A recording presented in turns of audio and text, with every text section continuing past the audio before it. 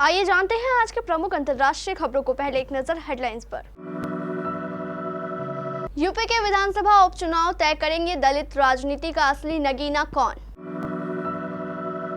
सांसद की बेटी की कार से कुचलकर शराबी की मौत, वारदात के बाद हुई फरार। चेन्नई मुंबई इंडिगो फ्लाइट को बम से उड़ाने की धमकी, देर रात मुंबई में हुई सुरक्षित लैंडिंग। अर्थव्यवस्था के मोर्चे पर मिली खुशखबरी, फिच ने बढ़ाया भारत का विकास अनुमान। दिल्ली के नामी बर्गर आउटलेट में कई राउंड फायरिंग, एक शख्स की मौत। 24 साल बाद उत्तर कोरिया पहुंचे व्लादिमीर पुतिन, अमेरिका समेत पश्चिमी देशों की क्यों नींद उड़ी। 5 लाख प्रवासियों को मिलेगी अमेरिका की नागरिकता, बाइडेन सरकार उठाने जा रही है ये कदम। 2 टैक्स रिजिम से हो रहा कंफ्यूजन, क्या पुरानी कर व्यवस्था को खत्म करेगी सरकार। लगातार घटती जा रही है चंदू चैंपियन की कमाई, ऐसा रहा मंजू मिस्टर एंड मिसेस माही का हाल।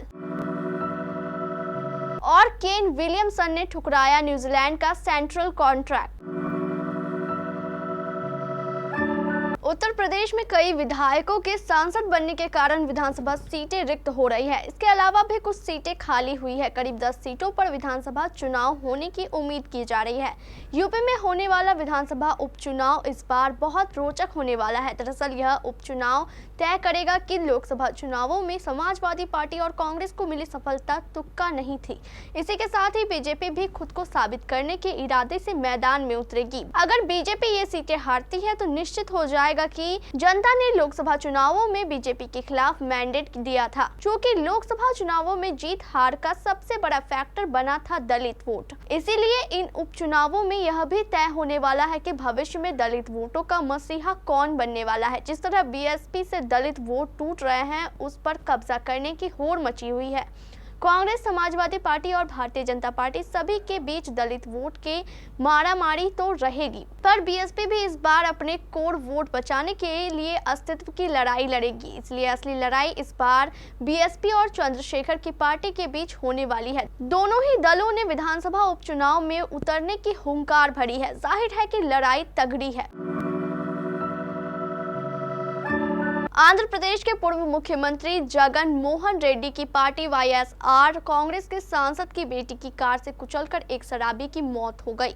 वारदात के बाद सांसद की बेटी मौके से फरार हो गई, जिसके बाद में ट्रेस करके पुलिस ने गिरफ्तार कर लिया। थोड़ी ही देर में उसे पुलिस स्टेशन से भी जमानत मिल गई। पुलिस के मुताबिक आरोपी वाईएसआर कांग्रेस से सांसद बीडा मस्तान राव की बेटी माधुरी है। माधुरी की कार ने बेसेंट नगर इलाके में सड़क किनारे नशे की हालत में पड़े शख्स को कुचल दिया, जिससे उसकी मौत हो गई। चेन्नई से मुंबई जाने वाली इंडिगो की फ्लाइट को बम की धमकी का संदेश मिला। फ्लाइट को रात करीब 10:30 बजे मुंबई में सुरक्षित लैंड कराया गया। इंडिगो ने अपने बयान में कहा कि सभी यात्रियों को विमान से सुरक्षित उतार लिया गया है। इंडिगो ने कहा, चेन्नई से मुंबई जा रहे इंडिगो की फ्लाइट 6E5149 को बम की धमकी मिली थी। मुंबई में उतरने पर चालक दल ने प्रोटोकॉल का पालन किया और विमान को एक आइसोलेशन वे में ले जाया गया।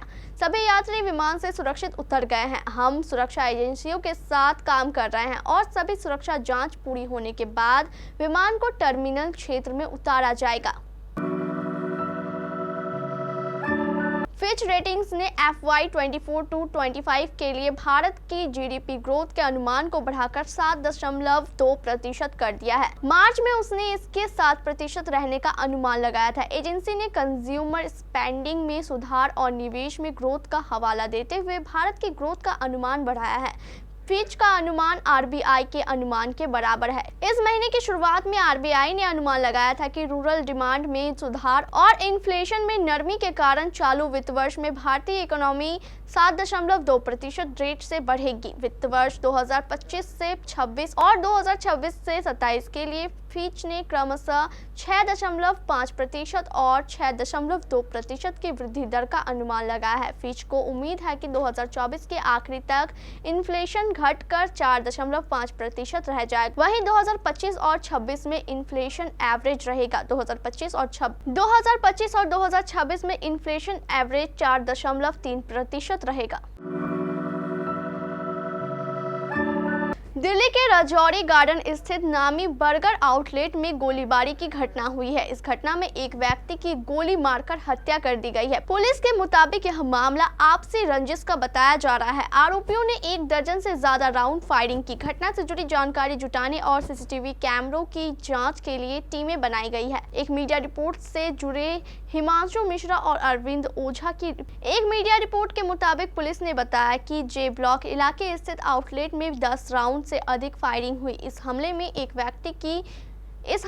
व्यक्ति को कई गोलियां लगी। पुलिस पीड़ित की पहचान करने की कोशिश कर रही है। मामले में गैंगवार समेत कई एंगल से जांच की जा रही है।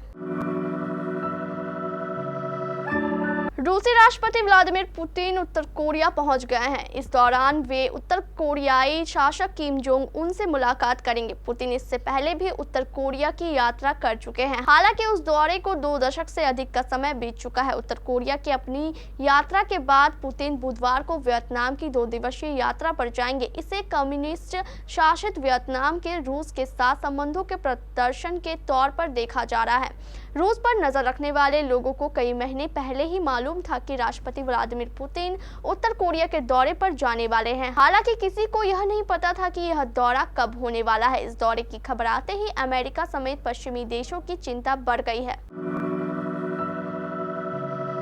अमेरिका के राष्ट्रपति जो बाइडेन जल्द ही एक बड़ा ऐलान करने जा रहे हैं। इससे बगैर दस्तावेज के रहे अमेरिकी नागरिकों के पार्टनर को अमेरिका की नागरिकता मिलनी आसान हो जाएगी। इससे अमेरिका में रह रहे लाखों भारतीयों को भी फायदा होने की उम्मीद है। न्यूयॉर्क टाइम्स की रिपोर्ट के मुताबिक ये प्रोडक्शन प्रोग्राम उन अप्रवासियों के लिए होने वाला है जो अमेरिका में अवैध रूप से रह रहे हैं, लेकिन उन्होंने अमेरिकी नागरिक से शादी की है। इससे उनके लिए वर्किंग परमिट और नागरिकता हासिल करना ज्यादा आसान हो जाएगा। एक न्यूज रिपोर्ट के मुताबिक पेरोल इन प्लेस नाम के इस प्रोग्राम से करीब 5 लाख ऐसे प्रवासियों को फायदा होगा जो अवैध रूप से अमेरिका में रह रहे हैं। ये उन्हें डिपोर्टेशन से बचाएगा।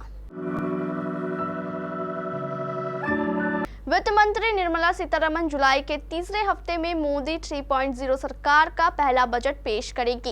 इस बजट से जनता को काफी उम्मीदें हैं, खासकर रिडक्शन या फिर छूट जैसी राहत देने के मामले में। लेकिन ओल्ड टैक्स रिजीम में किसी तरह के बदलाव की गुंजाइश काफी कम दिख रही है। एक्सपर्ट का ये भी मानना है कि सरकार टैक्स स्लैब को जस का तस रख सकती है और वह पुराने टैक्स रिजीम में कोई नया बदलाव नहीं लाने वाली है। ऐसे में सवाल उठता है कि क्या सरकार पुराने टैक्स रिजीम को खत्म करने का विचार कर रही है। वित्त मंत्री निर्मला सीतारमण ने यूनियन बजट 2023 में न्यू टैक्स रिजीम पेश किया था।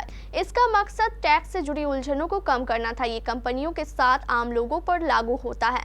सरकार ने इस टैक्स पेयर्स के लिए डिफॉल्ट ऑप्शन भी बना दिया था। इसका मतलब है कि अगर आप खुद नए और पुराने टैक्स रिजीम में से किसी एक को नहीं चुनते तो आपका टैक्स नई कर व्यवस्था के तहत कटेगा। इससे जाहिर होता है कि सरकार का अधिक जोर नई कर व्यवस्था पर अधिक है और उसके मन में कहीं ना कहीं ओल्ड टैक्स रिजीम को खत्म करने की बात है। चंदू चैंपियन इन दिनों सिनेमाघरों में प्रदर्शित हो रही है। उम्मीद जताई जा रही थी कि बॉक्स ऑफिस पर सूखा यह फिल्म खत्म कर देगी, लेकिन यह फिल्म अपने बजट के हिसाब से कमाई नहीं कर पा रही है। फिल्म के कलेक्शन के आंकड़े उत्साहजनक नहीं कहे जा सकते हैं। वहीं मुंजा टिकट खिड़की पर ठीक ठाक प्रदर्शन करने में सफल हो रही है। इन दोनों फिल्मों के अलावा मिस्टर और मिसेज माही सिनेमाघरों को अलविदा करने के लिए तैयार नजर आ रही है। चंदू चैंपियन में कार्तिक आर्यन मुख्य भूमिका में है। इस फिल्म का निर्देशन एक था टाइगर और बजरंगी भाईजान जैसी ब्लॉकबस्टर फिल्म बना चुके कबीर खान ने किया है। हालांकि उनकी पिछली फिल्म 83 बॉक्स ऑफिस पर बुरी तरह से फ्लॉप साबित हुई थी। इस फिल्म के बाद कबीर चंदू चैंपियन लेकर आए हैं, लेकिन यह फिल्म भी कलेक्शन के मामले में काफी कमजोर नजर आ रही है। दिग्गज कीवी खिलाड़ी केन विलियमसन ने न्यूजीलैंड क्रिकेट को बुधवार यानी 19 जून को तगड़ा झटका दिया है। उन्होंने बताया कि 2024-25 सीजन के लिए नया केंद्रीय अनुबंध नहीं लेंगे। हालांकि विलियमसन ने न्यूजीलैंड क्रिकेट के लिए खेलते रहने की इच्छा जताई है, लेकिन उन्होंने कप्तानी भी छोड़ दी है। 33 साल के विलियमसन न्यूजीलैंड की गर्मियों में किसी विदेशी लीग में खेलने का मौका ढूंढ रहे हैं, इसीलिए वो उस दौरान न्यूजीलैंड के लिए नहीं खेल पाएंगे। उन्होंने ये भी कहा है कि उस समय के अलावा वे हमेशा हमेशा न्यूजीलैंड के लिए खेलने के लिए तैयार रहेंगे। केन विलियमसन ने बताया कि वह न्यूजीलैंड के समर सीजन यानी गर्मियों में किसी विदेशी लीग में खेलने का मौका ढूंढ रहे हैं, जिसके चलते वह न्यूजीलैंड का सेंट्रल कॉन्ट्रैक्ट स्वीकार नहीं कर सकते। इसके अलावा उन्होंने ये भी बताया है कि वह अपने परिवार के साथ और भी समय गुजारना चाहते हैं।